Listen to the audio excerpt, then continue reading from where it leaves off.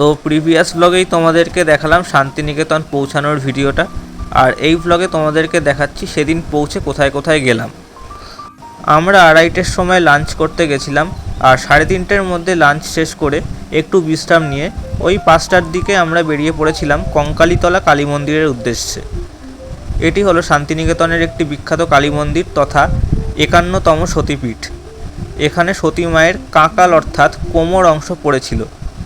তো সেখান থেকেই এই মন্দিরের মাহাত্ম্য, এবং এই মন্দিরে আমরা সেদিনকে চলে গেছিলাম পুজো দিতে। আর এখানে আমরা জুতো খুলেছি, আর এখান থেকে আমরা ডালা নিয়েছি, পুজোর ডালা। আর প্রত্যেকটা ডালার দাম ছিল কিন্তু 101 টাকা।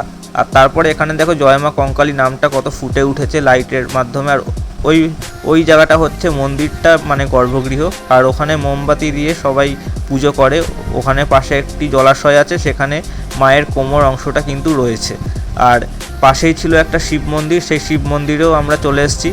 আর এই হলো সেই শিব মন্দির। এবার তোমাদের মনে হয়তো একটা প্রশ্ন আসবে যে আমরা ভিডিও করছিলাম কিভাবে। আমরা ভিডিও করছিলাম, ওখানে ফোন কিন্তু অ্যালাউ ছিল। আর তারপরে গঙ্গা আরতি দেখে, গঙ্গা আরতির ফুল ভিডিওটা আমি নেক্সট ভিডিওতে আমি দেব।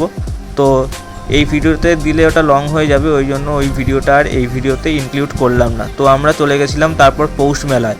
পৌষ মেলায় ছিল প্রচণ্ড ভিড়, আর যেহেতু নো এন্ট্রি ছিল টোটো, সেহেতু টোটো কিন্তু আমাদের অনেকটা আগেই নামিয়ে দিয়েছিল। আর আমরা কিন্তু অনেকটা হেঁটে তারপরে কিন্তু পৌষ মেলায় ঢুকেছি।